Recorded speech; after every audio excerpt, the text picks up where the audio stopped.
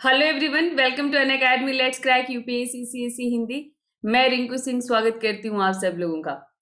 तो sociology NCERT के मैं की सीरीज मैंने शुरुआत की है आप लोगों के साथ, और जिसमें मैंने ये क्लास 11th का दोनों वॉल्यूम मैंने काफ़ी पहले कवर करा दिया है। इसकी प्लेलिस्ट अवेलेबल होगी, आप प्लेलिस्ट में सर्च कर लेना। क्लास 12th मैंने शुरू किया था, बीच में 3-4 महीने का, एटलीस्ट 3 मंथ्स का आई थिंक गैप है। अक्टूबर के बाद मैंने नहीं लिया था, मैंने इसको दोबारा से शुरू किया है। तो कुछ दिन पहले मैंने इसका चैप्टर 3 लिया था, और आज मैं आप लोगों का लेने जा रही हूँ इसमें चैप्टर 4। तो जैसा कि आप लोग जानते हैं कि क्लास 11th और 12th दोनों ही क्लास के दो दो बुक्स हैं आपकी। तो क्लास 12th की ये फर्स्ट बुक मैं आप लोगों को करा रही हूँ, इंडियन सोसाइटी भारतीय समाज, जिसमें मैं आप लोगों को 2 चैप्टर करा दिया है। मैंने फर्स्ट कराया नहीं था, भारतीय समाज की समझ है पहला चैप्टर, उसमें कुछ खास नहीं है, आप लोग खुद से भी पढ़ लेंगे तो हो जाएगा, खुद से भी पढ़ लेंगे तो हो जाएगा। और ये उसके बाद चैप्टर 2 जनसांख्यिकीय संरचना क्या होता है, उसमें डेमोग्राफिक डिविडेंड क्या होता है, ये सब मैंने आप लोग को करा दिया है। चैप्टर 3 मैंने आप लोगों को करा दिया था अभी 3-4 दिन पहले, और ये है चैप्टर 4। तो चैप्टर 4 में आप लोग पढ़ेंगे बाजार की समझ। तो स्टार्ट करने से पहले अनअकैडमी के बारे में जान लीजिए आप। यहाँ अनअकैडमी एक ऐसा पोर्टल है जो इंडिया का लार्जेस्ट लर्निंग प्लेटफॉर्म है, और यहाँ पर आकर आपकी तैयारी पूरी तरह से मुकम्मल होती है, कंप्लीट होती है। तो यहाँ पर daily live classes, test, quizzes, structured course पूरा कवर कराया जाता है आपका। बस आप एक लर्निंग ऐप डाउनलोड कीजिए फटाफट अपने मोबाइल से, और जैसे ही आप ये ऐप डाउनलोड करेंगे वहाँ पर आपको ये टॉप के एडुकेटर्स दिखने लग जाएंगे। बस इनके कोर्स को पढ़ने के लिए, मतलब 15,000 से ज़्यादा जो इनकी कोर्सेज हैं उसको पढ़ने के लिए आपको सब्सक्रिप्शन लेना पड़ेगा। ये जो आप देख रहे हैं सब्सक्रिप्शन, गेट सब्सक्रिप्शन, इनके कोर्सेज आपको दिखने लग जाएंगे जैसे ही आप ऐप डाउनलोड करते हैं। कुछ फ्री क्लासेस भी इनकी मिल जाएंगी स्पेशल क्लास की, पर सब्सक्रिप्शन लेते हैं तो आपको सभी कोर्सेज आपको मिलेंगी, पढ़ने को मिलेंगी। तो इसमें बहुत सारे न्यू कोर्सेज भी हम लोगों ने लॉन्च किए हैं अभी। इसी तरह अनअकैडमी जो है एक कॉम्बैट लेकर आता है, वो ऑल्टरनेट संडे को ये कॉम्बैट होता है, और इस ऑल्टरनेट संडे पे जो कॉम्बैट होता है उसमें आप देखेंगे कि ये 45 मिनट में कुल 60 क्वेश्चंस होते हैं, 45 मिनट में 60 क्वेश्चंस होते हैं, और ये हर सेक्शन से होते हैं आपके। जीएस के 6 सेक्शन जो हैं, 6 सेक्शन से होता है, और इसमें आप जीतते हैं तो आपको प्राइज भी मिलता है। और क्वेश्चन का जो लेवल होता है बिल्कुल यूपीएससी लेवल का होता है, ऑल ओवर इंडिया लेवल पे। तो उसमें भी अपने को एनरोल जरूर कर ले। और इसके साथ साथ ये आपका जो 2021 है, और जैसा कि आप जानते हैं केवल 6 महीने बचे हैं, 27 जून को आपका प्रीलिम्स है। तो इसके लिए अनअकैडमी बाइलिंगुअल बैचेस शुरू किया है अनअकैडमी, जो कि 28 दिसंबर से ये शुरू हो चुका है। 28 दिसंबर से ये शुरू हो चुका है। इसमें आपको सब पूरा, मतलब आपको पूरा प्रीलिम्स का सिलेबस कवर कराया जाएगा, टॉप के एडुकेटर्स हैं, पूरा टेस्ट सीरीज, एनालिसिस पीडीएफ में मिलेगा, स्टडी मटेरियल मिलेगा आपको, doubt clearing sessions, dedicated doubt clearing sessions होंगे इसमें। और आप सिर्फ इंग्लिश में चाहिए तो ये इंग्लिश के ये बैचेज हैं, और सिर्फ हिंदी चाहिए तो ये हिंदी के बैचेज हैं। तो ये 21, 22, 23 तीनों के लिए ये शुरू हो चुके हैं। 2021, 22, 23 तीनों के लिए बैच कोर्सेज शुरू हो चुके हैं, और जल्दी से आप अपने को एनरोल्ड कर लीजिए। अनअकैडमी बहुत सारे कॉम्बो ऑफर लेकर के आया है जो आपके लिए बहुत बेनिफिशियल है, जिसमें GS plus optional, iconic price का हाइक आने वाला ही, मीन्स की बढ़ने वाला है। तो आप आइकॉनिक बहुत सारे स्टूडेंट प्रीफर करते हैं क्योंकि उनमें एक कोच मिल जाता है। तो आपको अगर ये लेना है तो आप इसको जल्दी ही ले लीजिए, क्योंकि इसका प्राइस बढ़ने वाला है। तो मैं जल्दी से आप लोगों को प्राइसेस बता देती हूँ कि ये जो है, अगर आप कॉम्बो प्राइस नहीं लेते हैं, सिर्फ जीएस का सब्सक्रिप्शन लेते हैं, अगर आप सिर्फ जीएस का सब्सक्रिप्शन लेते हैं तो आपका 44,550 ₹44,550 में 1 साल का, 64,800 64,800 में 2 ईयर का, 81,000 में 3 ईयर का है मेरे इस कोड के साथ। और अगर आप आइकॉनिक लेते हैं तो 62,550 1 ईयर, 96,300 2 ईयर, 1,26,900 3 ईयर का है, और खूब आसान किस्तों में इसे आप चुका सकते हैं। तो रिंकू लाइव मेरा कोड है, रिंकू लाइव कोड के साथ आप आते हैं तो आपको 10% का इस पर डिस्काउंट मिलेगा। और ये सारे ऑप्शनल के सब्जेक्ट्स हैं हमारे, तो ऑप्शनल के जो भी ट्रेंडिंग सब्जेक्ट्स है वो सब अनअकैडमी पर अवेलेबल है। और ऑप्शनल के लिए 1 ईयर का आप 24,750 24,750 में आपका 1 ईयर का ऑप्शनल हो जाएगा। और ये मेरा कोड है, इस कोड के साथ आपको 10% का डिस्काउंट मिलेगा। डिस्काउंट के बाद ये आपको 24,750 का हो जाता है। अगर आपको कॉम्बो प्राइस लेना है, कॉम्बो प्राइस सबसे बढ़िया है, तो कॉम्बो प्राइस मैं आपको बता देती हूँ। मैंने यहाँ पर ओके ठीक है, कॉम्बो प्राइस मैं आपको अभी प्राइस बता देती हूँ। कॉम्बो प्राइस सबसे अच्छा है क्योंकि देखो बिना जीएस का आपकी तैयारी कंप्लीट नहीं होगी और बिना ऑप्शनल के भी आपकी तैयारी कंप्लीट नहीं होती है। तो बेटर यही होता है कि जीएस और ऑप्शनल दोनों की तैयारी आप करें, दोनों की। तो इसमें आपका 1 ईयर का जो है, जो कॉम्बो प्राइस है आपका 1 ईयर का है आपका 70,153 रुपए 1 ईयर का। और 2 ईयर का है आपका 99,680। और 3 ईयर का है, ये 3 ईयर का है आपका 1,21,200। इसमें आपका जीएस प्लस ऑप्शनल ये है आपका। और इस पर भी 10% का आपको डिस्काउंट मिलेगा, आप रिंकू लाइव कोड यूज करते हैं तो इस पर भी मिलेगा आपको। तो 70,153 रुपए 1 साल का, 99,680 रुपए 2 साल का है। और इस पर खूब आराम से आप ईएमआई भी दे सकते हैं, ईएमआई पे कर सकते हैं इस पर। ईएमआई के साथ इसको आप खूब कंफर्टेबली आप इसको पे कर सकते हैं और उसमें कोई समस्या नहीं है। जैसे आपका ये 12 मंथ्स वाला जब आप लेंगे तो 12 मंथ्स वाला आप लोग मतलब इसमें आपका 4,000 का बनेगा। तो मंथली पेमेंट भी कर सकते हैं, इसके लिए आपके पास क्रेडिट कार्ड होना चाहिए। क्रेडिट कार्ड आपके पास होगा तो आप मंथली पे कर पाएंगे।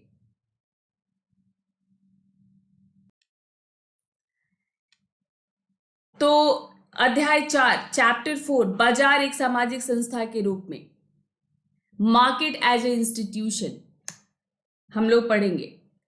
मतलब मार्केट भी एक इंस्टीट्यूशन है और ये मार्केट एक इंस्टीट्यूशन की तरह कैसे काम करता है, जैसे धर्म, परिवार, विवाह, रिलेशनशिप, रिश्तेदारी, रिलेटिव्स, उसको हम ये सारे के सारे क्या है, ये मतलब आप रिलेटिव ना कह के सोशियोलॉजी में एक वर्ड यूज करते हैं, किनशिप।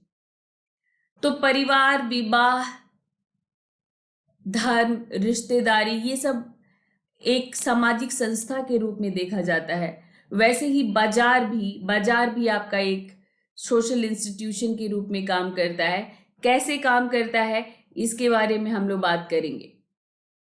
तो आप लोगों ने बाजार का नाम तो बचपन से सुना होगा, जब आपको बोलने नहीं आता होगा तब भी आपको ये पता होगा कि अगर पापा या मम्मा कह रहे बाजार जा रहे हैं, मार्केट जा रहे हैं, तो आपको पता है कि वहां पर चॉकलेट मिलता है और आप जाने की जिद करने लगते होंगे।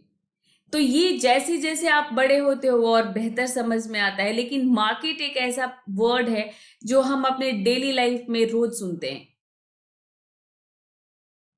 लेकिन जो है समाजशास्त्रीय परिप्रेक्ष्य इसका थोड़ा अलग है।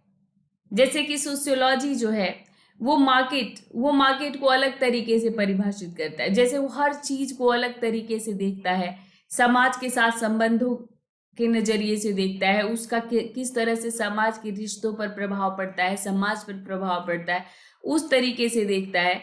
तो समाजशास्त्रीय परिप्रेक्ष्य भी यही है। तो इसमें हम लोगों को जानने के लिए, जैसे मान लो कि इकोनॉमिक्स हम जब पढ़ते हैं, तो इकोनॉमिक्स में बाजार किस प्रकार कार्य करता है और मूल्य कैसे तय होता है, तो सीधा सीधा है, अर्थशास्त्रीय परिप्रेक्ष्य इसका सीधा सीधा है, डिमांड और सप्लाई। तो डिमांड और सप्लाई के ऊपर सब कुछ सारी चीजें तय हो जाती हैं। तो पूंजीवादी अर्थव्यवस्थाओं में बाजार इसी तरह से काम करता है, मूल्य इसी तरह से तय होता है। लेकिन इसके बारे में, इसके पूरे उसको परिदृश्य को समझने के लिए हम जैसे उस समय जाएंगे, थोड़ा समय पीछे जाएंगे कि उस समय शुरुआती दिनों में पूंजीवादी अर्थव्यवस्था की अभी जब शुरुआत हो रही थी, होने के पहले इसको राजनीतिक अर्थव्यवस्था कहा जाता था। राजनीतिक अर्थव्यवस्था। तो ये राजनीतिक अर्थव्यवस्था जो टर्म है, ये कैसे आता है, शुरुआत के दिनों में इस पर बहुत चर्चा हो रही थी। जैसे ही औद्योगिक क्रांति हुई, तो जैसे ही औद्योगिक क्रांति हुई तो ये बहुत चर्चा होने लग गई कि आखिर बाजार कैसे नियंत्रित हो, बाजार स्वचालित छोड़ दिया जाए या सरकार का हस्तक्षेप हो। इस पर बहुत चर्चा हुई। तो इसमें एडम स्मिथ बहुत चर्चित थे। एडम स्मिथ ने अपनी एक किताब लिखी, द वेल्थ ऑफ नेशंस। और उन्होंने उस समय बाजार अर्थव्यवस्था को समझने का प्रयास किया, जो अपने शुरुआती दौर में थी। ये एडम स्मिथ है, जो ये आप लोग फोटो देख रहे हो। ये जो आप फोटो देख रहे हो, ये एडम स्मिथ है। 1723 से 90 इनका पीरियड रहा। और इन्होंने जो है 5 पुस्तकों की एक पूरी सीरीज इनकी है, जो द वेल्थ ऑफ नेशंस के नाम से प्रसिद्ध है।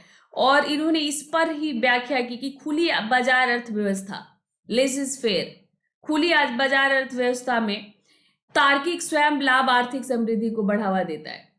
मतलब जो खुली बाजार को अगर हम लोग खुला छोड़ देते हैं, खुला छोड़ने का मतलब कि बाजार में हम लोग, बाजार के नियमों में सरकार जैसी किसी चीज को दखल नहीं देनी चाहिए। बाजार को खुला छोड़ दो। बाजार अगर खुला छोड़ देते हैं तो वो तार्किक रूप से स्वयं अपने लाभ की समृद्धि करता है और वो चलता है।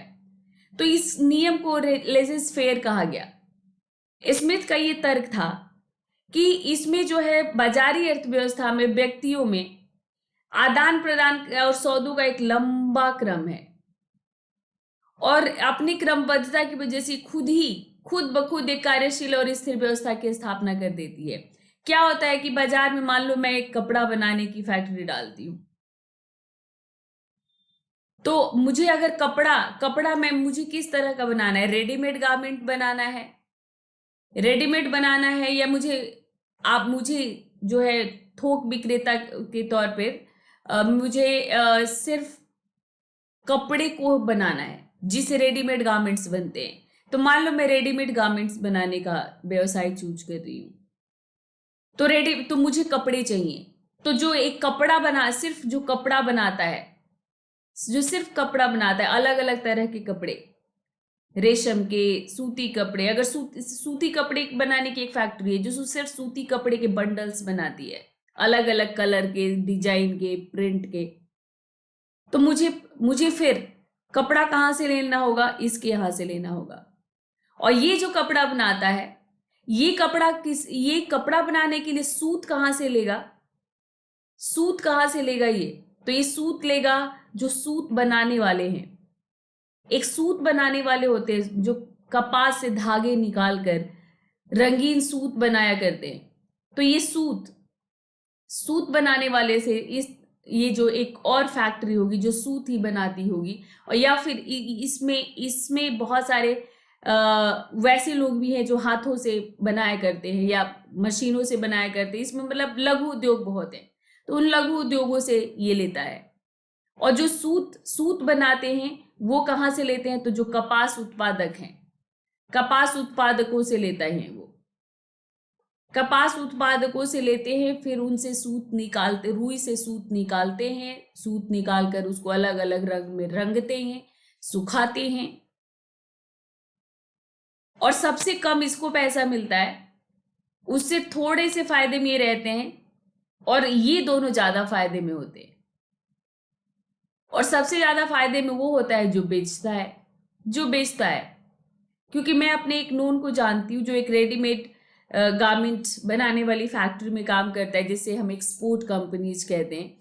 तो वहां पर जब मैं जाती हूँ तो वो कहता है कि हम लोग मतलब जैसे 300 रुपीज एक शर्ट पर निर्धारित कर लिया, और वो हमसे लाइफस्टाइल खरीदता है, हमसे शॉपर स्टॉप खरीदता है, लाइफस्टाइल खरीदता है, बिग बाजार खरीदता है, और हम लोग इसको दे देते हैं, हम लोग इसको दे देते हैं। और 300 रुपीज के पे फिक्स हो गया कि 300 में आपको इतने 1000 पीस, 500 पीस हमने दे दिया। पर वो जो आप जब बाजार में जाते हो, बाजार में जाते हो तो इस पर वो पूरा अपना शोरूम का कॉस्ट वगैरह सब कुछ लगाकर वो देता है इसको कम से कम 700 रुपए में, ये देता है। वो यही चीज अगर फुटपाथ पर लोगे, फुटपाथ पर अगर आप लेते हो तो फुटपाथ पर लेते हो तो ये चीज मतलब आपको 300 की ही मिल जाएगी, क्योंकि उसमें लेबलिंग नहीं होगा, उसमें लेबलिंग नहीं होगा, किसी कंपनी का ब्रांड का लेबलिंग नहीं होगा, तो आप सोचोगे ये लोकल है। कभी कभी कपड़े में भी फर्क होता है, बहुत सारी ऐसी ब्रांड्स हैं जो मतलब अपना क्वालिटी मेंटेन करती हैं, पर ज्यादातर ऐसा होता है। तो अब ये कपास उत्पादक से लेकर और ये जो है रेडीमेड गारमेंट बनाने तक और उपभोक्ता तक एक ही चेन बन गया, और ये सब ये एक लंबा क्रम हो गया। फिर सौदों का क्या हो गया? ये एक लंबा क्रम हो गया, ये लंबा क्रम हो गया। और ये जो है ये एक बन गया, क्या बन गया? ये एक बन गया सिस्टम, ये सिस्टम बन गया ये। तो ये अपनी इस क्रमबद्धता की वजह से, एक दूसरे के ऊपर निर्भरता की वजह से एक स्थिर व्यवस्था की स्थापना करती है। क्योंकि कपड़े की इंडस्ट्री तब तक चलती रहेगी जब तक कपास उत्पादक कपास उगाता रहेगा, सूत काटने वाला सूत काटता रहेगा, रंगता रहेगा, कपड़ा बनाने वाला उन सूतों से कपड़े के बड़े बड़े गट्ठर बनाएगा, फिर उसे रेडीमेड गारमेंट्स बनाने वाली कंपनी चलती रहेंगी, और फिर उपभोक्ता को भी ये मिलता रहेगा। तो ये एक स्थिर व्यवस्था बन जाती है। रॉबिन स्मिथ का कहना है कि ये एक तरह से एक व्यवस्था बन जाती है, और इसमें ये मतलब एक व्यवस्था की तरह काम करती है, और ये इस व्यवस्था में प्रत्येक व्यक्ति अपना लाभ बढ़ाने की सोचता है, प्रत्येक व्यक्ति अपना लाभ बढ़ाने की सोचता है, कपास उत्पादक से लेकर और रेडीमेड गारमेंट बनाने तक। उपभोक्ता भी खरीदते समय देखता है कि मुझे कहाँ पर डिस्काउंट मिल रहा है। तो प्रत्येक व्यक्ति अपना लाभ बढ़ाने का सोचता है, और ऐसा वो जो भी करता है वो समाज के या सभी के हित में होता है, सबके हित में होता है। तो उनका ये कहना था कि हर व्यक्ति अपने लाभ के लिए काम करता है, और अपने लाभ के लिए काम करते करते वो धीरे धीरे समाज के हित में हो जाता है, वो समाज के हित में काम करने लग जाता है, क्योंकि जो वो लाभ कमाता है उससे समाज ही लाभान्वित होता है। तो उनका कहना था कि ऐसा लगता है कि यहाँ कोई अदृश्य बल काम करता है। बोले कि ये तब भी होता है जब करोड़ों के लेन देन में शामिल जो व्यक्ति होते हैं वो इस व्यवस्था की स्थापना करने का इरादा नहीं रखते। ऐसा तब भी होता है कि वो करोड़ों के लेन देन में ये व्यक्ति शामिल है, इनको नहीं मालूम कि एक चेन बन गया है और इस चेन को चलाना है।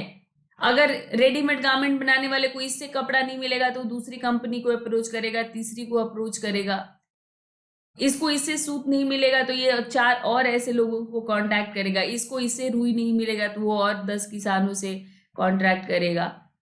उसको नहीं मालूम कि मतलब उस एक चेन बन रहा है, लेकिन ये चेन बनता है, ये चेन बनता है, ये व्यवस्था बनती है, इसमें लाखों करोड़ों का लेन देन अपने आप स्मूथ तरीके से होता रहता है।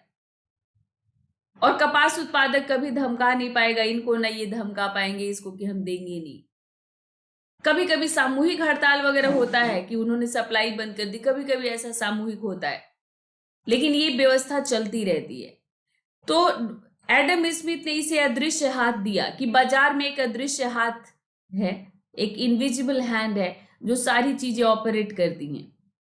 तो उन्होंने कहा कि पूंजीवादी अर्थव्यवस्था स्वयं लाभ से स्वचालित है। पूंजीवादी अर्थव्यवस्था का देखो सबसे बड़ा जो पहचान है, सबसे बड़ा बड़ा जो इसका एक आप ये कह सकते हैं कि इसका एक विशेषता, एक खासियत जो है पूंजीवादी अर्थव्यवस्था का, वो है ज्यादा से ज्यादा लाभ कमाना, ज्यादा से ज्यादा लाभ कमाना। और ये लाभ सामूहिक लाभ कमाने की बात नहीं होती है। हर व्यक्ति अपने अपने व्यक्तिगत स्तर पे, अपने अपने व्यक्तिगत स्तर पे लाभ कमाने की सोचता है, व्यक्तिगत स्तर पे।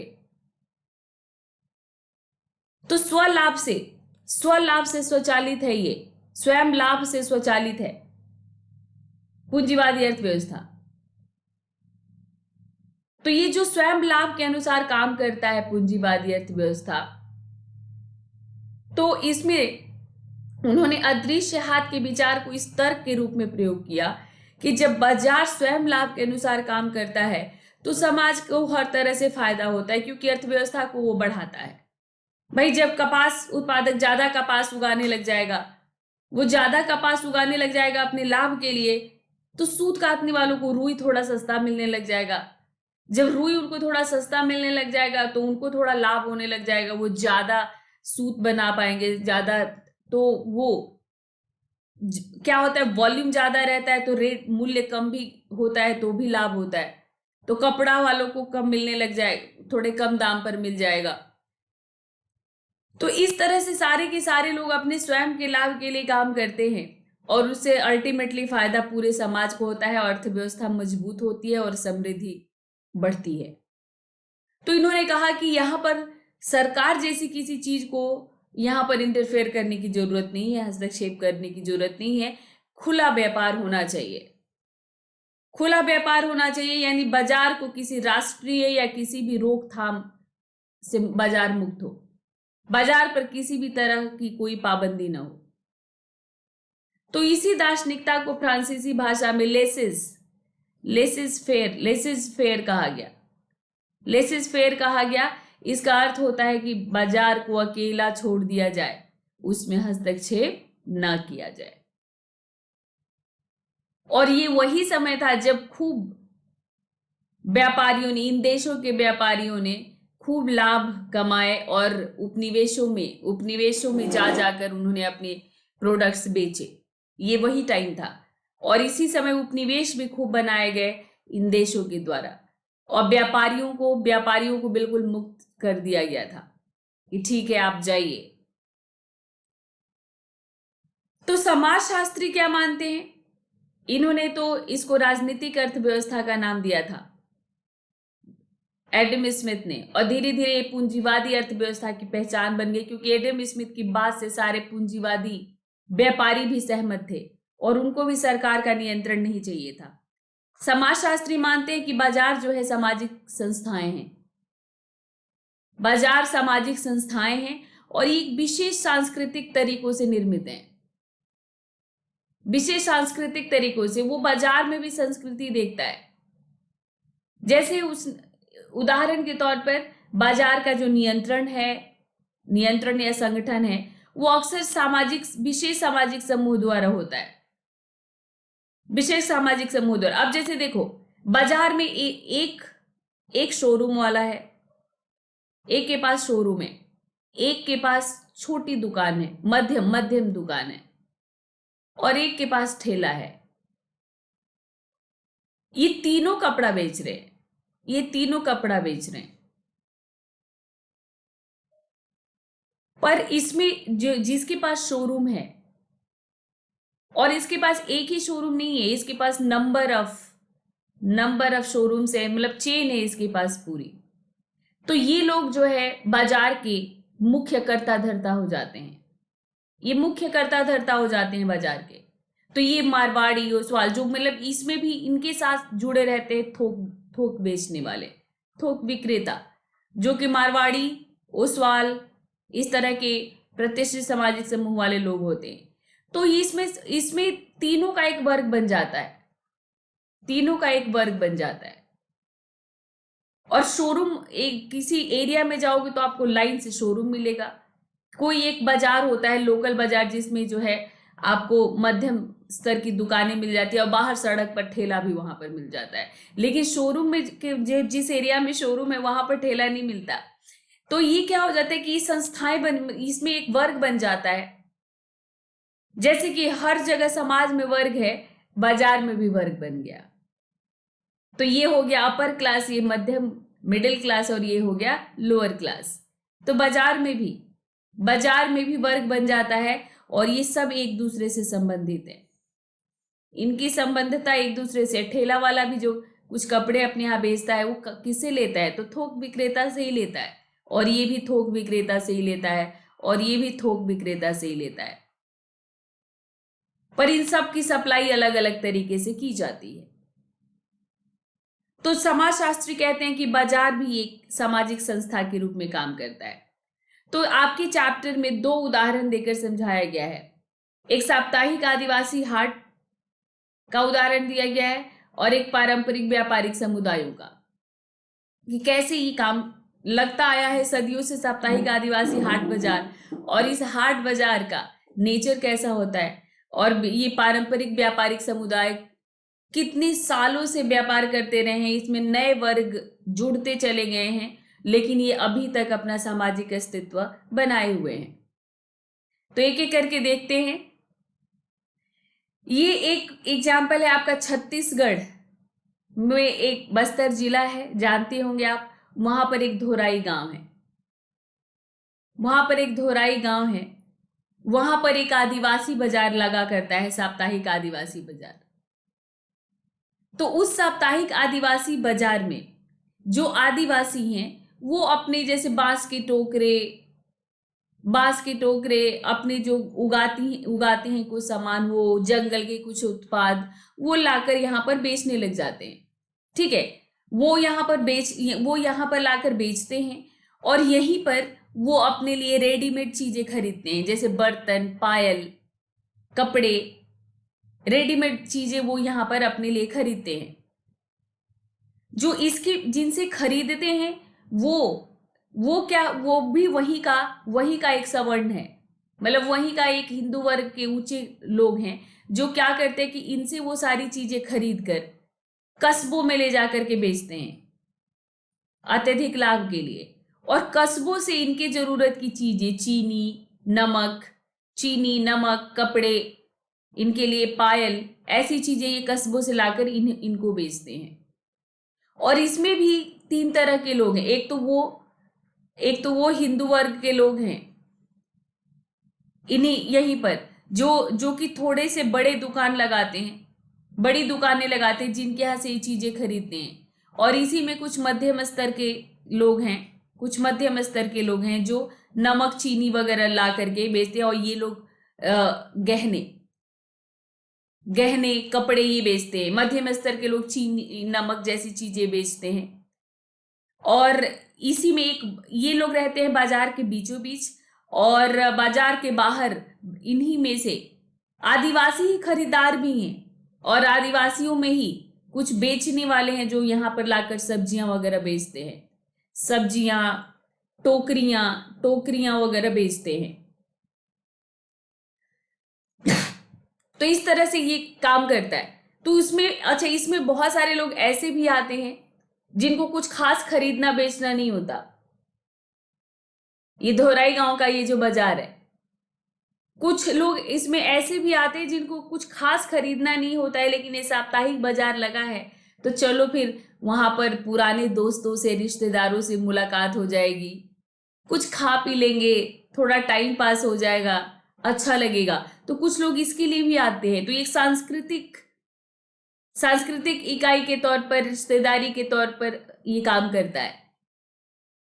तो ये जो साप्ताहिक हाट बाजार हैं, ये ग्रामीण नगरीय भारत का अपना एक पहचान रहा है। आज भी लगते हैं। मैं तो दिल्ली में हूं, यहां पर लगते हैं मंगल बाजार, बुध बाजार, सोम बाजार। यहां पर भी ये अलग अलग विशेष क्षेत्रों का बहुत फेमस है, ये बुध बाजार, मंगल बाजार, सोम बाजार, शुक्र बाजार। तो ये बुध बाजार क्यों, ये बाजार क्यों फेमस है? क्योंकि अभी भी उस दिन बाजार की जो बड़ी दुकानें हैं वो बंद रहती हैं और जो छोटे छोटे व्यापारी हैं वो अपनी चीजें बाजार में बेचते हैं और वो सस्ते दामों पर बेचते हैं। तो उस सस्ते दामों पर खरीदने के लिए जो वैसी लोअर मिडिल क्लास के जो लोग हैं, वो जो निम्न वर्ग के लोग हैं, वो आते हैं इन बाजारों में। तो गांव में तो ये खास, गांव में तो विशेषता है ये। गांव में तो बाजार हमेशा रहता ही नहीं है। गांव में स्थायी बाजार कम होते हैं और साप्ताहिक बाजार ज्यादा होते हैं। तो ये आम बात है। और जनजातीय क्षेत्रों में साप्ताहिक बाजार एक पुरानी, बहुत पुरानी संस्था की तरह कार्य करती है, लेकिन अब इसके स्वरूप में थोड़ा परिवर्तन भी हुआ है। पहले ऐसा था कि ये जो साप्ताहिक हाट होते थे गांव के और आदिवासियों का जो बाजार हुआ करता था, यहां पर सड़कें नहीं थी और ये लोग शहरों से पूरी तरह कटे हुए रहते थे। शहर से पूरी तरह कटे हुए रहते थे और ऐसे में कुछ व्यापारी जो शहर की चीजें इनको लाकर देते थे, वो बहुत मेहनत से लाकर शहर से इनको लाकर दिया करते थे। तो सारे लोग नहीं जा पाते थे, सभी लोग नहीं जा पाते थे। इसमें भी शहर से लाकर इनको बेचने में और इनके उत्पाद को शहर ले जाकर बेचने में भी ग्रामीण लोगों का ही हाथ होता था। मतलब वो भी ग्रामीण लोग ही होते थे, शहर के लोग यहां नहीं पहुंच पाते थे। लेकिन धीरे धीरे क्या हुआ, जब अंग्रेज आए यहाँ पर, जब यहाँ पर औपनिवेशिक शासन हुआ, तो उन्होंने धीरे धीरे इसको मतलब जोड़ दिया, मतलब क्षेत्रीय और राष्ट्रीय अर्थव्यवस्थाओं को जोड़ दिया। सड़कें बन गई, सड़कें बन गई, रेलवे लाइन बिछ गए, सड़कें बन गई। और जो शहर के व्यापारी थे, साहूकार थे, वो आसपास के मैदानी इलाकों से इन जनजातीय लोगों के पास जाने लग गए, क्योंकि यहाँ पर इन लोगों को, जैसे रेशम के कीड़े, आपने अपने उसमें एनसीईआरटी में भी पढ़ा है, आप लोग हिस्ट्री भी पढ़ते ही होंगे, तो हिस्ट्री में भी आप लोग एनसीईआरटी में आप लोग देखोगे कि एनसीईआरटी में पूरा दिया हुआ है कि कैसे रेशम के कीड़े, वो संथाल आदिवासियों से रेशम के कीड़े एक कृमि 3 रुपए में ले लेते थे और वो बाजार जाकर 1000 रुपए में बेचते थे। तो इस तरह ऐसी बहुत सारी चीजें वो अब आने लग गए, व्यापारी और साहूकार जनजातीय लोगों से खरीदने लग गए और बाजार में ले जाकर के बेचने लग गए। और इनको वो कई बार जो साहूकार होते थे उनको कर्ज भी देने लग गए, कर्ज के चक्कर में इनको ब्लैकमेल भी करने लग गए। तो अब ये जनजातीय अर्थव्यवस्था में बदलाव आ गया, क्योंकि अब जंगल के उत्पादों को बाहरी लोगों को बेचा जाने लग गया। पहले गांव के लोग ही बेचते थे, शहर में लेके जाते थे गांव के लोग ही, अब इसे बाहरी लोगों को बेचा जाने लग गया। एक नई तरह की वस्तुएं व्यवस्था में शामिल हो गई, यानी शहर की कुछ अलग अलग तरह की भी चीजें आ गई यहां पर। तो एल्फ्रेड गेल ने 1982 में, ये एक मानव विज्ञानी है और इन्होंने धोराई का अध्ययन किया, इन्होंने धोराई गांव का अध्ययन किया और उन्होंने कहा कि बाजार का, मतलब उन्होंने जो देखा तो उन्होंने कहा कि बाजार का महत्व सिर्फ इसकी आर्थिक क्रियाओं तक सीमित नहीं है। जैसे बाजार की रूपरेखा उस क्षेत्र के अधिक्रमित अंतर समूहों के सामाजिक संबंधों का प्रतीकात्मक चित्रण करती हैं। कैसे? अधिक्रमित मतलब हिरार्की। तो जैसे मैंने आपको बताया ना कि धोराई गांव में भी जो सब्जी बेचने वाले हैं, जो बांस के टोकरे बेचने वाले हैं, जो मछलियां, इस तरह की चीजें बेचने वाले हैं, वो आदिवासी हैं। तो वो बाजार के बाहर की तरफ बैठते हैं अपना लगा करके किनारे में। लेकिन बाजार के बीचों बीच कौन बैठता है?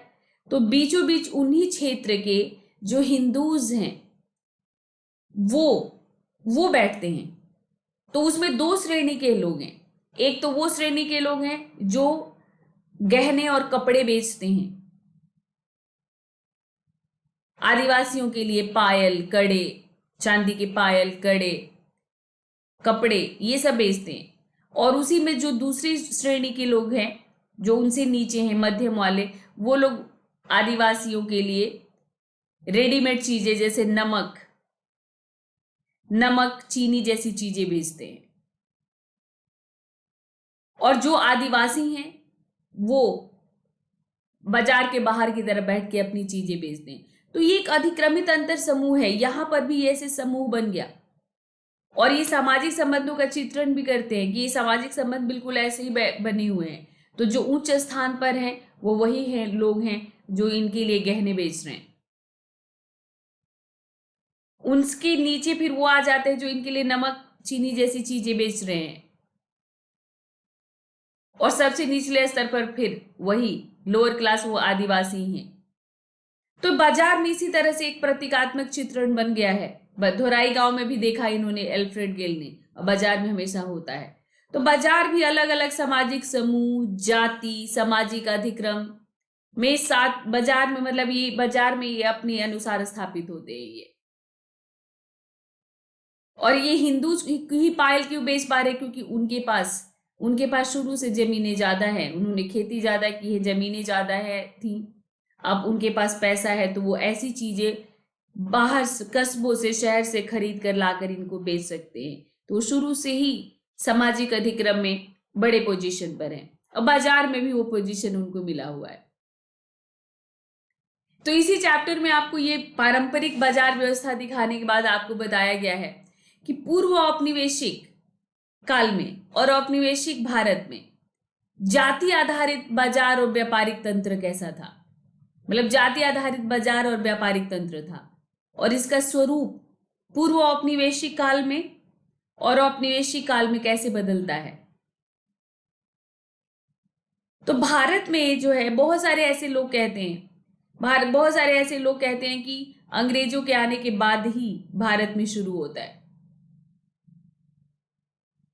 बाजार का विकास। जो आधुनिक बाजार है, मुद्रा, मुद्रीकृत प्रणाली, विनिमय व्यवस्था अंग्रेजों के आने के बाद स्थापित होती है। लेकिन हमने प्राचीन काल से ही देखा है कि भारत में व्यापार तंत्र पहले से ही मौजूद था, और मुद्रीकृत व्यवस्था भी, क्योंकि आपके आहत सिक्के उत्तर वैदिक काल के बाद से ही मिलने लग जाती हैं, यानी महाजन पदों के समय से ही आहत सिक्के मिलने लग जाते हैं।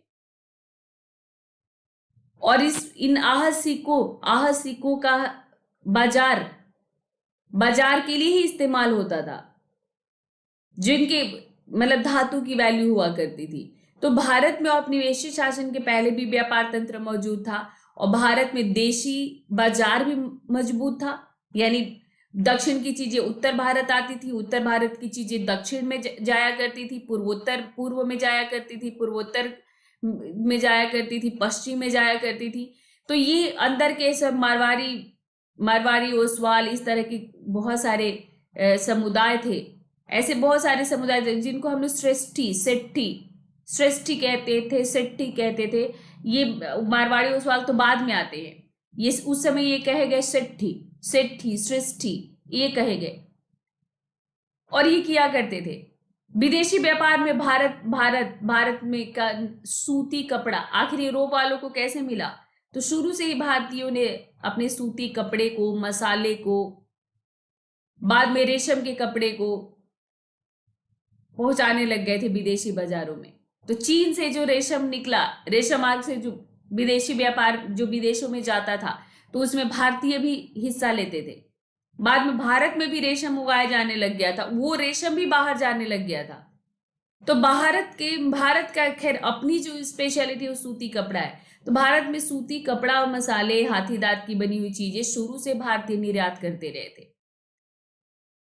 हमें बाद में एक हुंडी व्यवस्था भी दिखती है, मुद्रीकृत व्यवस्था थी पूरी, सिक्के थे, सिक्के थे, मतलब सिंधु काल में तो मुहरे थी, लेकिन बाद में हम सिक्के देखते हैं।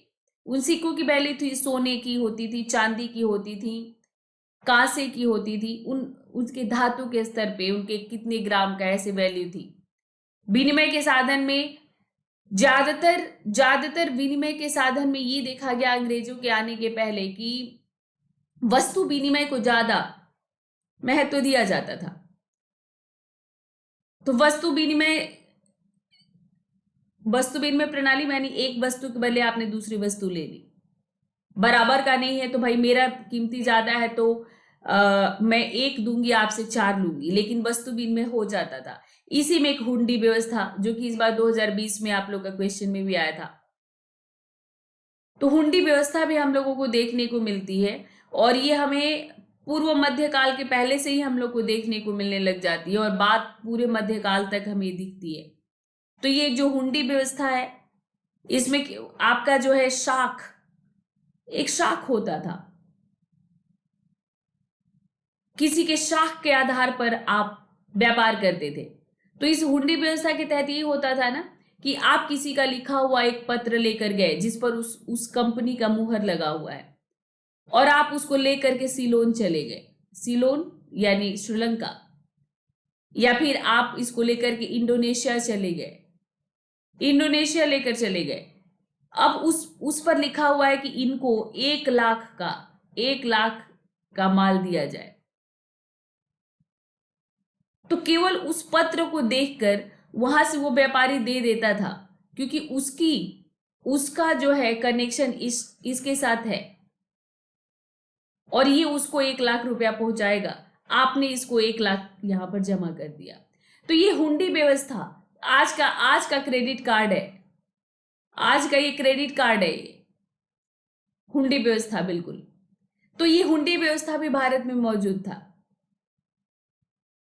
और कई तरह के ऐसे व्यापारिक संस्थानों का भी हमें उदाहरण मिलता है जो कि एक संयुक्त पारिवारिक इकाइयों की तरह काम करते थे, और वो बैंकर भी होते थे, व्यवसायी भी होते थे, और एक दूसरे के को कोऑपरेट करते थे। वो विदेशों में भी, देश में भी, हर जगह सिर्फ उस जाति के नाम पर कोऑपरेट करते थे। ऐसे में आपके चैप्टर में दिया हुआ है नातू कोटाई चेट्टियार, तमिलनाडु के हैं ये, नातू कोटाई चेट्टियार। तो चेट्टियार, चट्टी शट्टी निकला इसी से, चेट्टियार। तो ये जो तमिलनाडु के चेट्टियार थे, ये एक ही जाति के लोग पूरे देश विदेश में फैले हुए थे, दक्षिण पूर्व एशिया में, सिलोन यानी श्रीलंका में, भारत में, पश्चिमोत्तर में ये फैले हुए थे। और ये पश्चिमी बैंकों की तरह काम नहीं करते थे कि कोई सरकार या कोई केंद्रीय वित्त संस्थान इनको कंट्रोल करता हो, ऐसा नहीं था।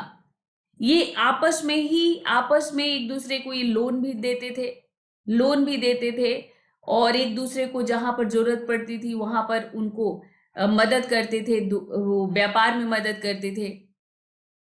और यहाँ पर सिर्फ और सिर्फ एक दूसरे के शाख के ऊपर, एक दूसरे के आपने कितना अच्छा आपका चरित्र है, और आप अपने व्यवसाय के प्रति कितने ईमानदार हैं, ये मार्केट में छुपा नहीं रहता। तो अगर आपने किसी का भी अकाउंट अपने पास नहीं रखा है, किसी का कर्ज आपके ऊपर नहीं है, सबको आप समय पर पैसा देते चले जाते हैं, समय पर माल खरीदते हैं, नगद समय पर, अगर क्रेडिट पर भी खरीदते हैं तो समय पर पैसा देते चले जाते हैं, तो आपका यानी नाम अच्छा है। तो अगर आपको कभी जरूरत पड़ेगी अगर 1 करोड़ रुपए को, तो आपको मार्केट तुरंत देगा, क्योंकि उसको पता है कि इसका बिजनेस भी अच्छा चलता है और ये ईमानदार आदमी है, और ये इसने अगर कहा है कि 15 दिन में मैं आपको दूंगा तो 15 से 20 दिन हो जाएगा, लेकिन इससे लेट नहीं होगा, ये दे देगा। लेकिन इसी मार्केट में कुछ ऐसे लोग भी हैं जो समय पर पैसा नहीं लौटाते, तो उनका क्रेडिट खराब होता है। तो इसमें ये पूरे के पूरे ये लोग इसी तरह से ये काम करते रहे, और ये बैंकर की तरह भी काम करते रहे, व्यवसायी की तरह भी काम करते रहे। और अगर ये गए हैं जावा में चेट्टियार एक है पहले से ही, और वहां पर एक दूसरा पहुंचा और उसने बोला कि मुझे कपड़े की दुकान खोलनी है, और वो भी चेट्टियार है, तो चेट्टियार उसको पूरी तरह से वहां पर मदद करता था कपड़े की दुकान खुलवाने में। तो इस तरह चेट्टियारों ने पूरी तरह से व्यापार पर, बैंक पर अपना वर्चस्व स्थापित किया हुआ था। तो भारत में ऐसे भी चलता रहा है। तो यही नाकर टार है, नातू कोटाई चेट्टियार, नाकर टार चेट्टियार कहते हैं इनको, चेट्टियार नाकर टार चेट्टियार है ये। तो ये उन्हीं के बारे में दिया हुआ है कि ये पश्चिम की तरह काम नहीं करता था, जैसा कि मैंने बता दिया, ये पूरी तरह से वैसे ही ये लोग मतलब अपने बिल्कुल सामाजिक सामूहिक संस्थाओं के रूप में अपने को संगठित किया था इन्होंने। और ये संस्थाएं समुदाय में पूंजी जमा करती थी और समुदाय में पूंजी जमा करती थी, बांटती थी और वहीं से ये लोग कमाते भी थे। और ये सब ये कैसे जुड़े हुए थे एक दूसरे से, तो ये व्यापार के भूभाग, यानी आप भी श्रीलंका में व्यापार करते हो, हम भी श्रीलंका में व्यापार करते हैं, तो ऐसे जुड़े हो। आवासीय स्थान से जुड़े हुए हो कि सब व्यापार तो श्रीलंका में कर रहे हैं लेकिन हम हैं तमिलनाडु के। कुछ लोग वंशानुक्रम से जुड़े हुए थे कि अच्छा हम एक ही फैमिली के हैं। कुछ लोग विवाह से जुड़ गए, कुछ लोग विवाह से जुड़ गए, कुछ लोग संप्रदाय की सदस्यता पर भी आधारित था। और इस तरह से ये लोग जो है काम करते रहे और एक दूसरे से कर्ज लेना, पैसा जमा करना। पैसा भी यही लोग समुदाय जमा कर रही है उसी समुदाय में, और उसी समुदाय से ये कर्ज भी ले रहे हैं। जैसे हम मान लो मैं बैंक में पैसा जमा करती हूँ और आप उसी को होम लोन के तौर पर ले रहे हो, तो इस तरह से।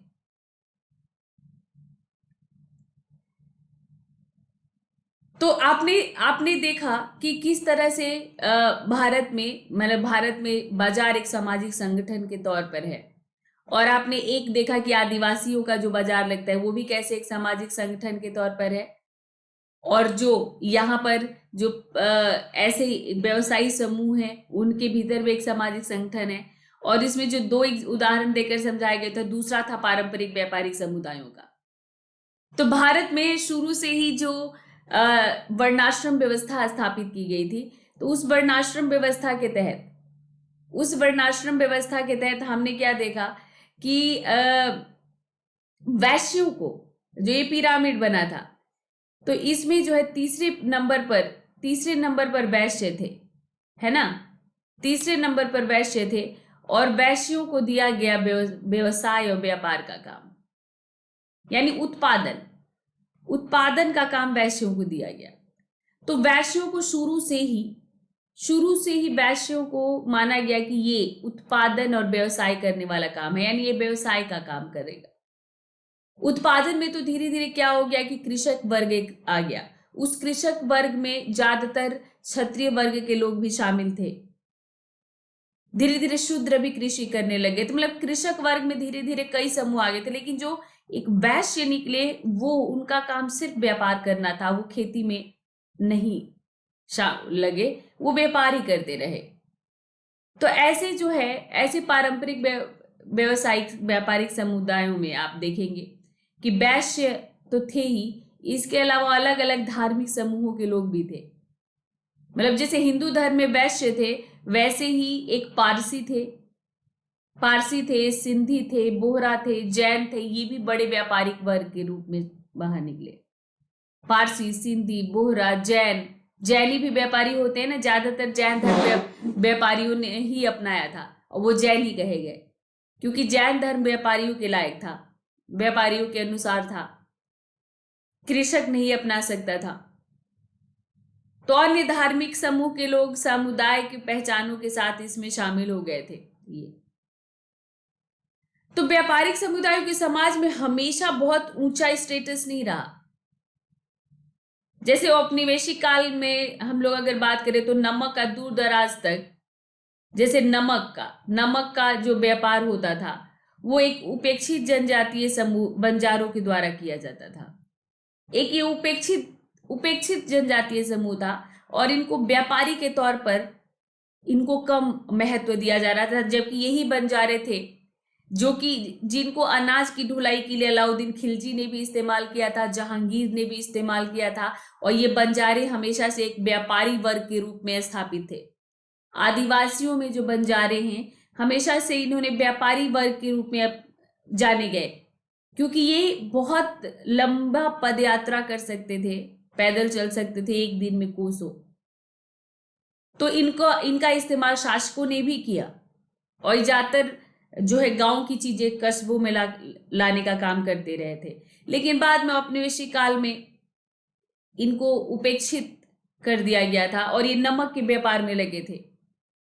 नमक के व्यापार में लगे क्योंकि अनाज का व्यापार किसी और के हाथ में चला गया था और उसको कुछ खास सामान प्राप्त नहीं था।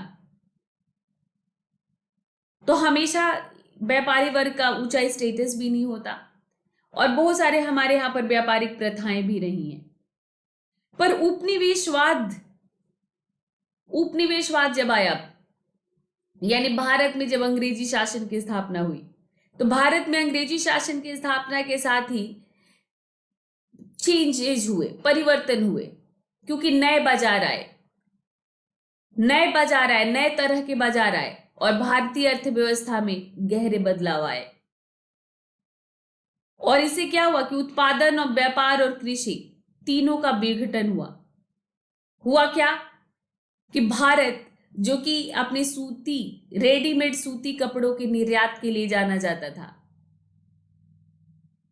और उसी को लेने के लिए भारत में कई यूरोपीय कंपनियां आई भी, लेकिन जब बंगाल विजय किया अंग्रेजों ने, तो उन अंग्रेजों का बंगाल विजय हुआ और उधर इंग्लैंड में औद्योगिक क्रांति हुई। औद्योगिक क्रांति के बाद अब उनको बाजार चाहिए था, तो उन्होंने भारत में हस्तकरघा उद्योग को खत्म कर दिया एकदम। और खत्म किया कैसे? क्योंकि उनके मशीन की बनी हुई सस्ती चीजें बाजार में भर गई, भारत के कोने कोने में भर गई, रेलवे अलग चला दी, गांव तक में बाजार में वो चीजें पहुंच गई, सस्ती चीजें। तो अब लोगों ने हाथ की बनी हुई चीजों को खरीदना बंद कर दिया, क्योंकि वो थोड़ी महंगी होती थी। इसके अलावा जो शिल्पकार थे, जो बुनकर थे, उनको कई तरीके से ब्लैकमेल भी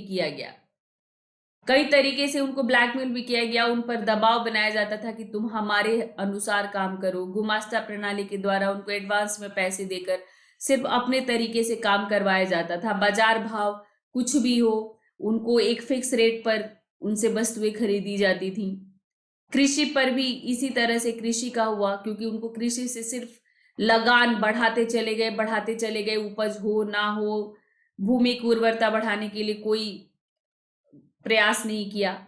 जो यहाँ के व्यापारी वर्ग थे, जो बुनकरों से दस्तकारों से चीजें खरीद कर बाहर के देशों में बेचते थे, या भारत में एक दूसरे से जगह से ले जाकर बेचते थे, अब ये व्यापारी भी बर्बाद हुए, उत्पादन बर्बाद हुआ, उत्पादन हो ही नहीं रहा था, क्योंकि बुनकरों को इन्होंने तबाह कर दिया था। जो लोहार थे पारंपरिक, उनको तबाह कर दिया था। अब इस तरह से धीरे धीरे पूरे भारत के अर्थव्यवस्था का विघटन हो गया था, और इन्होंने भारत के बाजारों में जो सस्ती चीजें लाके भर दी, तो बस अब उन्हीं की चीजें अब लोग खरीदते थे। और भारत में, जैसा कि मैंने आपको बताया कि उपनिवेशवाद के पहले से ही जटिल मुद्रीकृत अर्थव्यवस्था विद्यमान थी, पर ज्यादातर इतिहासकार उपनिवेश काल को इसका संधि काल के रूप में देखते हैं कि वहीं से शुरू हुआ। तो उपनिवेश काल के दौरान क्या हुआ कि भारत विश्व की पूंजीवादी अर्थव्यवस्था से ज्यादा जुड़ गया। पहले तो केवल निर्यात करते थे, पर अब इन लोगों ने जो मुक्त व्यापार की नीति अपनाई, इनके टाइम पर भी एक ग्लोबलाइजेशन हो गया था, तो इन्होंने जो मुक्त व्यापार की नीति अपनाई, उसके तहत अब व्यापारी बाहर से चीजें ला कर बाजार में बेच रहे हैं, भारत में कोई भी रोक नहीं है। तो यहां पर जो धीरे धीरे जो पारंपरिक उद्योग था हमारा, वो भी नष्ट तो हुआ, लेकिन पूरी तरह नष्ट नहीं कर पाए। इसने क्या हुआ कि कुछ व्यापारियों को इन्होंने नए अवसर भी प्रदान किए, कुछ व्यापारियों ने इसका लाभ भी उठाया। इसमें बदलती हुई आर्थिक परिस्थितियों के अनुसार उन्होंने अपने आप को पुनर्गठित कर लिया। आप पढ़ते हो ना, हिस्ट्री जब पढ़ोगे और ब्रिटिश शासन का आर्थिक प्रभाव पढ़ोगे, तो पहले भारत का औद्योगिकरण होता है, फिर औद्योगिकरण शुरू होता है, क्योंकि उसमें कुछ लोग बाहर निकल कर आते हैं और बदली हुई आर्थिक परिस्थितियों के अनुसार अपने आप को पुनर्गठित कर लेते हैं और अपनी स्थिति को सुधार लेते हैं। और उपनिवेशवाद के द्वारा जो आर्थिक सुअवसर उनको मिलता है, तो उसका उन्होंने लाभ उठाया। तो जैसे मान लो कि यहाँ पर सबसे पहले औपनिवेशिक शासन ने उद्योगों की स्थापना की, लेकिन फिर उसी में कुछ भारतीय लोगों ने भी उद्योगों की स्थापना कर ली। ऐसे ही एक निकले इसमें मारवाड़ी। तो उन्हीं के वस्तुओं को बेचने में, उन्हीं के मशीन से बनी हुई वस्तुओं को बेचने के लिए उन्हीं के अनुसार उत्पादन करने के लिए मारवाड़ी समुदाय ने अपने आप को पुनर्गठित कर लिया, और फिर ये मारवाड़ी आपको हर जगह दिखने लग गए। सबसे ज्यादा जिन्होंने तरक्की की ये मारवाड़ी थे, और आपको ये भारत के हर कोने में मिल जाएंगे। जहां न पहुंचे बैलगाड़ी वहां पहुंचे मारवाड़ी, कहावत है। वो बिजनेस का वो लाभ तलाशते हैं और वो देखते हैं कि ये अधिकतम लाभ वो कहाँ जाकर के उनको मिलेगा, कहाँ जाकर मिलेगा, कहाँ पर वो कमा सकते हैं। तो ये कुछ पारंपरिक उद्योग व्यापारियों के बारे में देखा, औपनिवेशिक शासन से क्या बदलाव हुए। पर अभी इसी चैप्टर में आपका है कि पूंजीवाद आपने देखा कैसे शुरू हुआ। औद्योगिक क्रांति का देन है पूंजीवाद। और पूंजीवाद शुरू कैसे हुआ? जब वहां पर मुक्त व्यापार की, खुले व्यापार की नीति अपनाई गई और व्यापारियों को छोड़ दिया गया कि आप अधिक से अधिक लाभ कमाने के लिए काम कीजिए। तो उस पूंजीवादी व्यवस्था में, उस व्यापारिक व्यवस्था में पूंजीवाद को एक सामाजिक व्यवस्था की तरह पूंजीवाद ने कैसे काम किया, वो हमें समझना है। यानी पूंजीवाद को एक सामाजिक व्यवस्था के रूप में समझना है। तो इसमें सबसे पहले जो है एक बात करते हैं कार्ल मार्क्स की। ये आधुनिक जो समाजशास्त्र है उसके संस्थापकों में ये माने जाते हैं। और कार्ल मार्क्स जो हैं, इन्होंने आधुनिक पूंजीवाद के ये कट्टर आलोचक रहे। और मार्क्स ने पूंजीवाद को पण्य उत्पादन या बाजार के लिए उत्पादन करने की व्यवस्था के रूप में समझा, यानी कमोडिटी। पण्य यानी कमोडिटी। पूंजीवाद जो है वो कमोडिटी गुड्स बनाता है। कमोडिटी उत्पादन यानी रोज की जो चीजें हैं, कपड़े, ठीक है, कपड़े, जूते, आपके खाने पीने की ये सारी चीजें, कार, आपकी जरूरत की जो चीजें हैं, उसके लिए उत्पादन करता है और श्रमिक की मजदूरी पर आधारित है। यानी खुद उत्पादन नहीं करता। पहले लोहार खुद बर्तन बनाता था और फिर वो बर्तन बेच देता था उपभोक्ता को। बुनकर खुद कपड़े बनाता था और फिर वो उपभोक्ता को बेच देता था। पर यहां पर उत्पादन जो है वो मजदूरी पर आधारित है। जो उत्पादन करता है वो खुद काम नहीं करता, वो श्रमिकों से काम करवाता है, उस पर आधारित है ये। और ये ज्यादा से ज्यादा ये मतलब उपभोक्ता वस्तुओं को बना रहा है ये। तो मार्क्स ने क्या कहा कि अर्थव्यवस्था चीजों से नहीं बल्कि लोगों के बीच रिश्तों से बनती हैं और ये उत्पादन की प्रक्रिया के द्वारा एक दूसरे से जुड़े हुए रहते हैं। तो जो अर्थव्यवस्था है, मान लो जो अर्थव्यवस्था है वो ऐसे नहीं चल रही है कि यहाँ पर खाने पीने की चीजें बिक रही हैं, पहनने की चीजें बिक रही हैं, यानी आपको खाद्य वस्तुएं बिक रही हैं, कपड़ा बिक रहा है, कार मोटरसाइकिल बिक रहा है। ये सिर्फ इस पर नहीं चल रहा, यानी इन चीजों से नहीं अर्थव्यवस्था चल रही है। अर्थव्यवस्था चल रही है जो बेचने वाले लोग हैं, बेचने और उत्पादन करने वाले और बेचने वाले जो लोग हैं और जो खरीदने वाले लोग हैं और जो एक दूसरे से जुड़े हुए हैं। तो ये विशेष तौर पर उत्पादन करने वाले और बेचने वाले लोगों के बीच जो रिश्ता बना हुआ है उससे ये चलता है अर्थव्यवस्था। और पूंजीवादी उत्पादन विधि के अंतर्गत, पूंजीवादी उत्पादन विधि का मतलब अगर आपके पास पैसा है तो आप जरूरी नहीं कि आप बुनकर रहो, आपको वो आर्ट आना ही चाहिए, कपड़ा बनाने आपको आना ही चाहिए, ये जरूरी नहीं है। अगर आपके पास पैसा है तो आपने एक फैक्ट्री खोल दी, ठीक है। अगर आप कपड़ा बनाने वाले हो और आपने ये फैक्ट्री खोल दी और अब वहां पर आपने ऐसे बहुत सारे लोगों को हायर कर लिया जो कपड़ा बनाने का काम करेंगे, तो वहां कपड़ा बनाने का काम भी मशीन कर रही है। अब आपको सिर्फ मशीन चलाने आना चाहिए, सिर्फ मशीन चलाने, तो कपड़ा बनाने का काम मशीन कर रही है, लेकिन हाँ आपको उस मशीन को चलाने भी आना चाहिए। तो मान लो आपको कपड़ा सिलने आना चाहिए, कपड़ा मशीन सिलती है पर आपको सिलने आना चाहिए, तो ऐसे लोगों को उसने हायर कर लिया। यानी श्रम श्रम यहां पर एक बिकाऊ सामान बन जाता है। पहले श्रम बिकाऊ नहीं था, पहले उत्पाद बिकाऊ था केवल, लेकिन अब यहां श्रम बिकाऊ हो गया।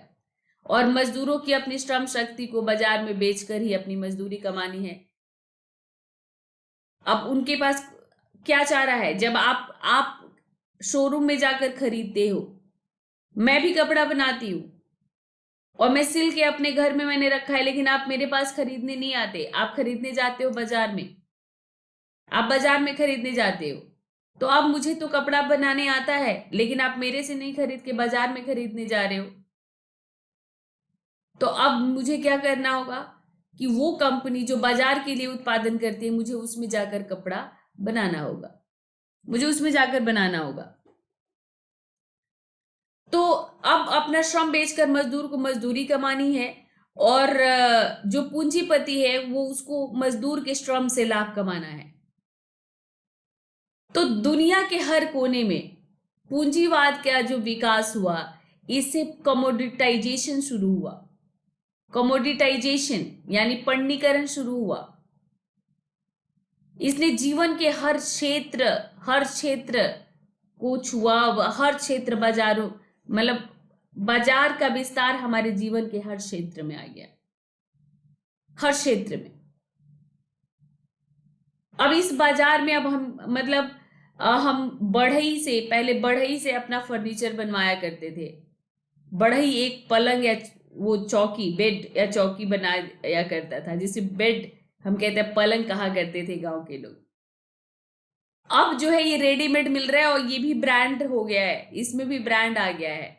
तो इस व्यवस्था से कुछ भी अछूता, आपका रसोई घर, आपका ड्राइंग रूम, आपका बेडरूम, आपका बाथरूम, हर चीज, हर जगह ये पूंजीवाद है, हर जगह। अब और इसमें हर चीज का कमोडिटाइजेशन हो गया है। जैसे कमोडिटाइजेशन कहते किसको हैं? तो कमोडिटाइजेशन कहते हैं कि वो चीज जो पहले वस्तु नहीं थी और जो बिकती नहीं थी, अब वो बिकने लग गई, तो उसको हम कमोडिटाइजेशन कहते हैं। कि जैसे इसमें, जैसे मान लो श्रम है, कौशल है, ये ऐसी चीजें अब है जो खरीदी और बेची जाती हैं। भाई कि मैं दिहाड़ी इतना लूंगा, बढ़ई कहता है कि मैं दिहाड़ी इतना लूंगा तो मैं तब काम करूंगा, तो आपने उसको दिहाड़ी पर रख लिया, अब वो कर रहा है सारा काम आपके लिए। तो ये उसका श्रम और कौशल अब बिकाऊ हो गया। पहले वो अपने लिए काम करता था, पर अब वो आपके लिए काम कर रहा है। तो पहले श्रम और कौशल बिकाऊ नहीं था, अब ये बिकाऊ हो गया, और ये पूंजीवाद का देन था। अब तो लोग अपनी किडनी भी बेचने लग गए हैं, तो ये किडनी कभी वस्तु नहीं था, पर अब ये वस्तु बन गया है। अब ये भी हो गया है कि आपका पर्सनालिटी डेवलपमेंट का प्रोग्राम चलता है। तो मान लो कि मैं पर्सनालिटी डेवलपमेंट कराती हूँ, तो आप मेरे पास पैसे देकर आते हो, मैं आपको अंग्रेजी बोलना सिखाती हूँ, कैसे बोलना है, किसको कैसे डील करना है, मैं आपके भीतर एक कॉन्फिडेंस, आत्मविश्वास जगाती हूँ, तो आप मुझे उसके बदले फी देते हो। तो ये तो बिकने वाली चीज नहीं थी, ये वस्तु नहीं था, पर अब ये भी बिकाऊ है। तो अभी इसी को हम कहते हैं पण्डीकरण, वस्तुकरण। पूंजीवाद में हर चीज बिकाऊ हो गई है, हर चीज उपभोक्ता वस्तुएं बन गई हैं। तो पूंजीवाद में उपभोग अधिक महत्वपूर्ण हो जाता है, क्योंकि अगर आप उपभोग नहीं करोगे तो फिर उत्पादन कैसे होगा? और ये उपभोग जो है, इसका सिर्फ आर्थिक कारण नहीं है। उपभोग क्यों महत्वपूर्ण हो गया है? और इसका कारण सिर्फ ये भी नहीं है कि जरूरत है, आपको जरूरत है, ठीक है, इसका एक प्रतीकात्मक अर्थ भी है। आधुनिक समाजों में ये अपना स्टेटस दिखाने का ये एक महत्वपूर्ण तरीका है और प्रदर्शित किया जाता है इसको। जैसे मैं आपको बताती हूं, एप्पल का फोन, एप्पल एप्पल का जो फोन आता है, जो मोबाइल आता है, वो एप्पल का फोन जब वो लॉन्च होता है तो वो 1.5 लाख के आसपास का होता है।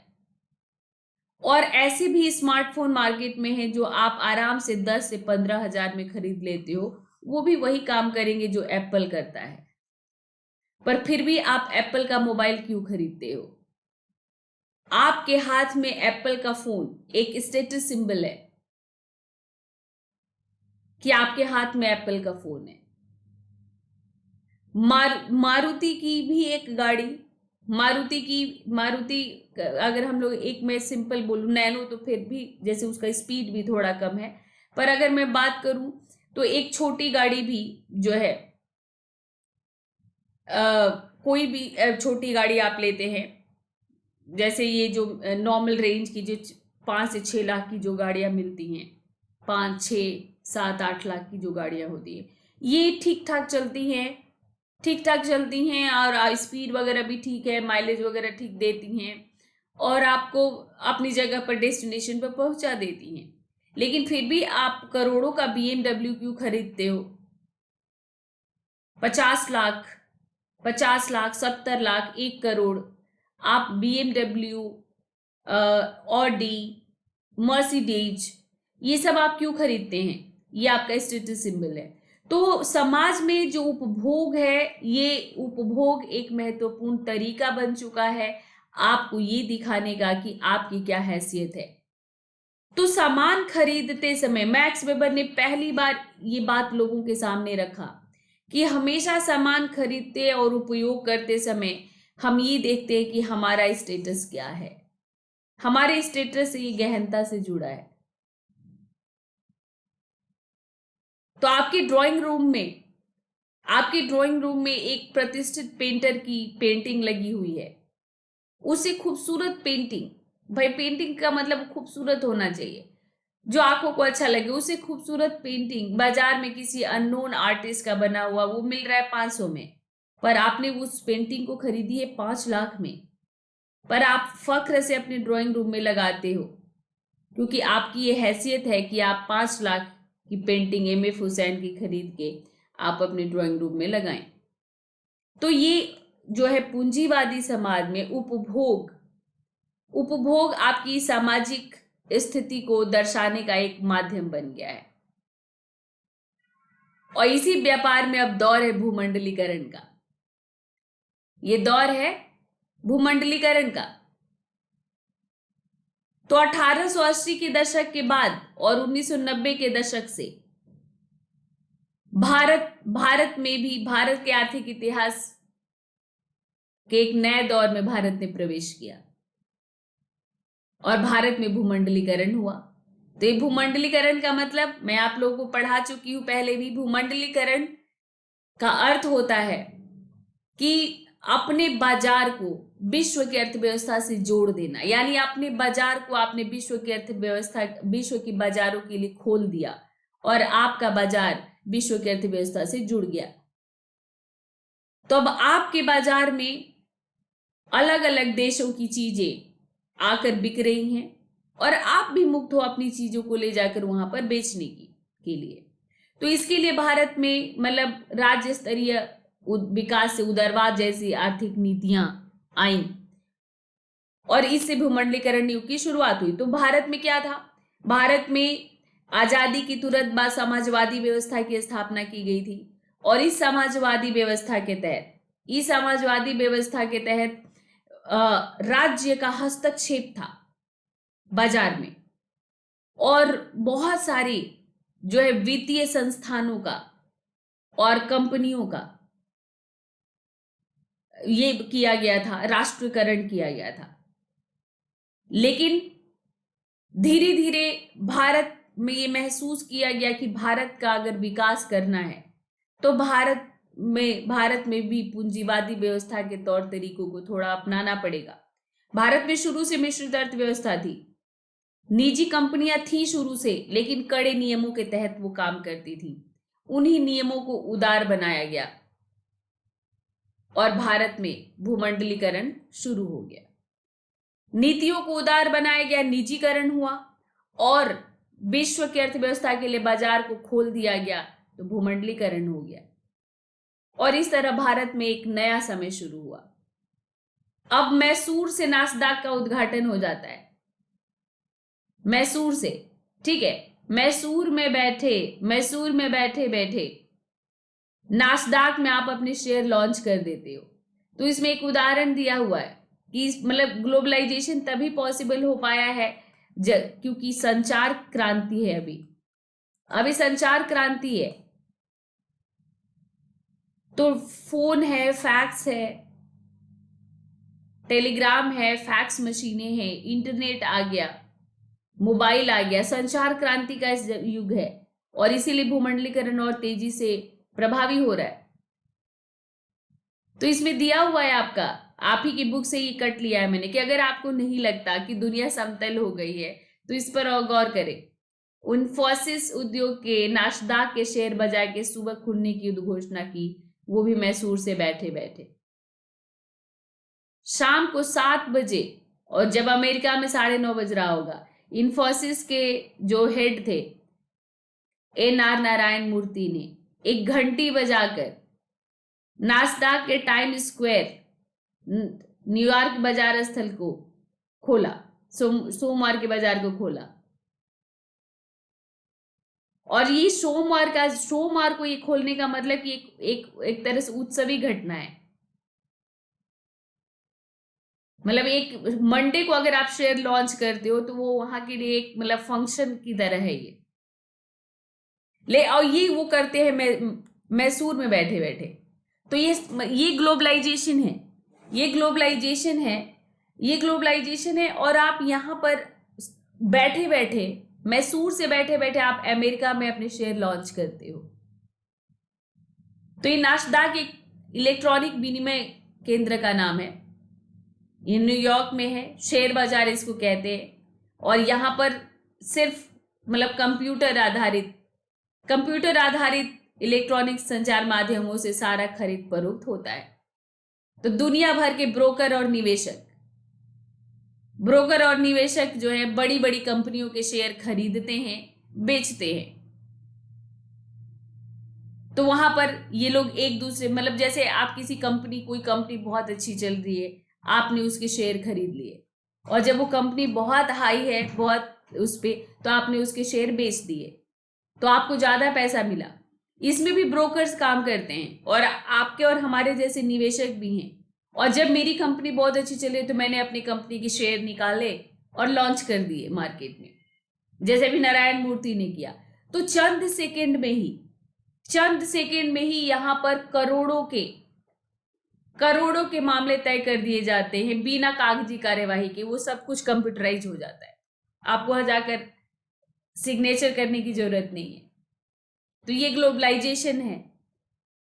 भारत में काफी बहस हुआ उदारवादिता पर, जो भारत ने अपनी नीतियों को उदार किया। भारत पहले समाजवादी अर्थव्यवस्था के तहत सबके कल्याण, सामूहिक कल्याण को लेकर चल रहा था कि हर वर्ग का कल्याण हो, हर क्षेत्र का विकास हो, हर वर्ग का कल्याण हो। इसको लेकर ही भारत ने आजादी के साथ बहुत सारे मैंने जैसा बताया आपको, वित्तीय संस्थानों का, कंपनियों का राष्ट्रीयकरण किया था। लेकिन 1880 के दशक के बाद और 1990 के दशक से शुरू हुआ वो उदारीकरण शुरू हुआ। भूमंडलीकरण के लिए उदारीकरण शुरू हुआ। तो उदारीकरण होता क्या है तो मैंने आपको बता दिया था, फिर यहां पर मैंने डाल दिया है रिटेन में, कभी भी भूलना तो पढ़ लेना। तो उदारीकरण का मतलब कि सरकारी विभागों का निजीकरण, सरकारी संस्थानों को प्राइवेट कंपनियों को बेच देना, पूंजी, श्रम, व्यापार में सरकारी दखल कम कर देना। यानी पूंजी में, श्रम में, व्यापार में, ये जो बाजार में रहते हैं इनमें दखल कम देना। विदेशी वस्तुओं के आसान आयात के लिए आयात शुल्क कम कर देना। और भारत में विदेशी कंपनियां निवेश कर सके, उद्योग स्थापित कर सके, इसके लिए उनको सहूलियत देना। इसको हम कहते हैं उदारीकरण।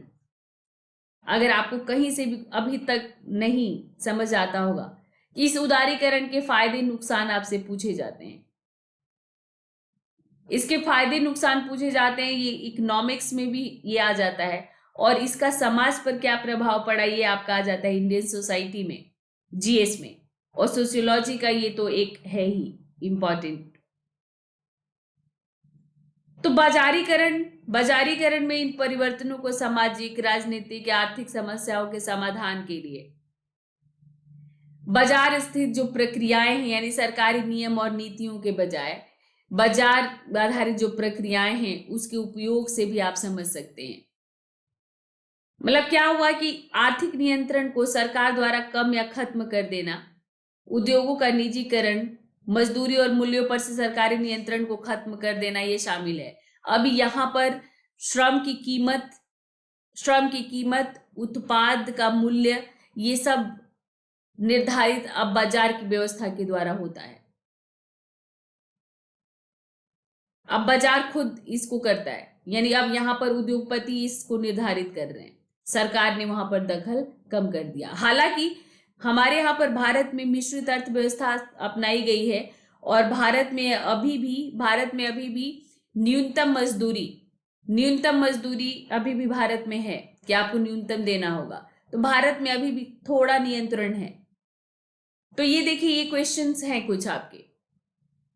पहला क्वेश्चन है कि अदृश्य हाथ का क्या तात्पर्य है, इनविजिबल हैंड का क्या तात्पर्य है, हमने डिस्कस किया है, इसको लिखिएगा। बाजार पर समाजशास्त्रीय दृष्टिकोण आर्थिक दृष्टिकोण से किस तरह अलग है? बाजार पर समाजशास्त्रीय दृष्टिकोण आर्थिक दृष्टिकोण से किस तरह अलग है? तो समाजशास्त्रीय दृष्टिकोण में आप क्या कहते हो कि बाजार को एक सामाजिक संस्था के रूप में देखा गया और ये देखा गया कि यहां पर भी एक अधिक्रमित व्यवस्था है, और जो एक दूसरे के ऊपर निर्भर होकर ये एक व्यवस्था के तौर पर काम करते रहते हैं। और इनकी अपनी कई ऐसी व्यवस्थाएं हैं जिनकी सांस्कृतिक पहचान भी है। और आर्थिक दृष्टिकोण क्या होता है? Demand and supply. तो इसी पर आप इसको लिखना है, आपको 150 वर्ड में लिखिएगा। थर्ड क्वेश्चन है आपका कि किस तरह से एक बाजार, जैसे कि एक साप्ताहिक ग्रामीण बाजार, एक सामाजिक संस्था है। तो बाजार एक सामाजिक संस्था कैसे है? अगर आप ये समझ लोगे तो आप ये भी लिख लोगे कि समाजशास्त्रीय दृष्टिकोण कैसे अलग है, क्योंकि समाजशास्त्रीय दृष्टिकोण हमेशा क्या देखता है कि जो भी हो रहा है उसका समाज पर क्या प्रभाव है, वो ऐसे देखता है। तो एक साप्ताहिक ग्रामीण बाजार कैसे एक सामाजिक संस्था है? तो आपने धोराई गांव का आपको मैंने पढ़ाया, और उस सामाजिक संस्था की तरह कैसे वो कार्य करता है ये आपको लिखना है।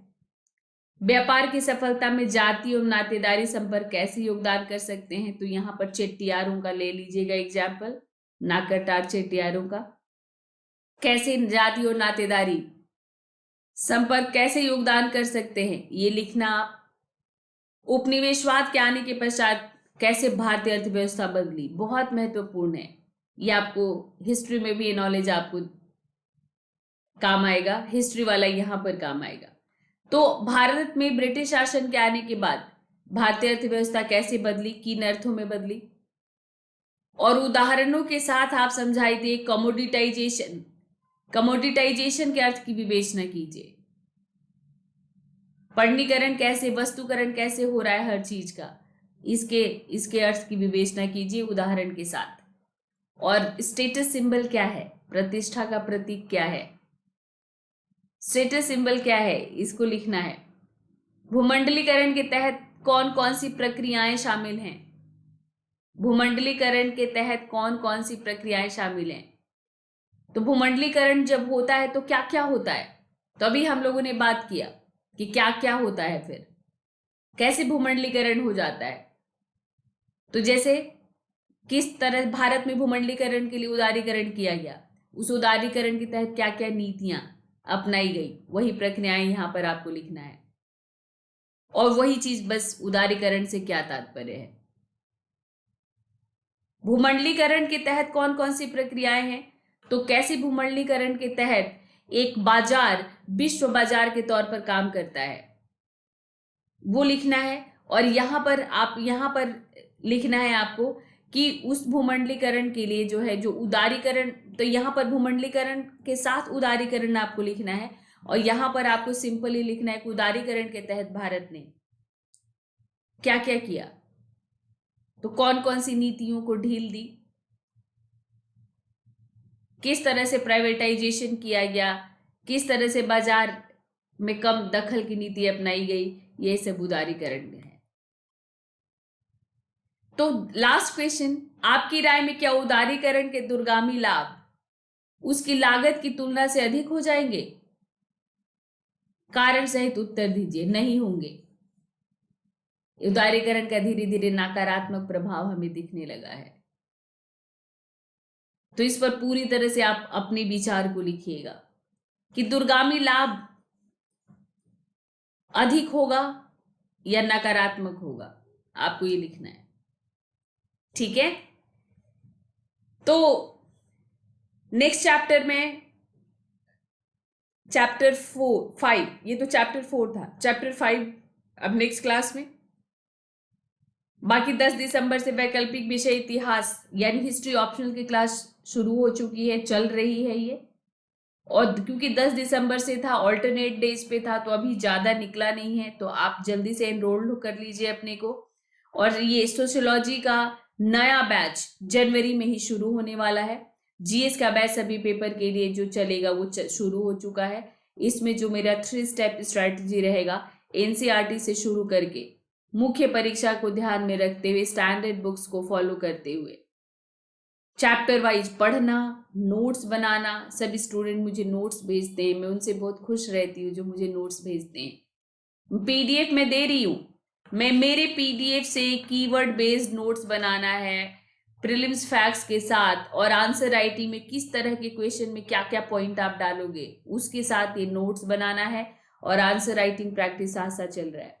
और बिल्कुल इस तरह से अगर आपको पढ़ना है तो ज्वाइन कीजिए अनअकैडमी को।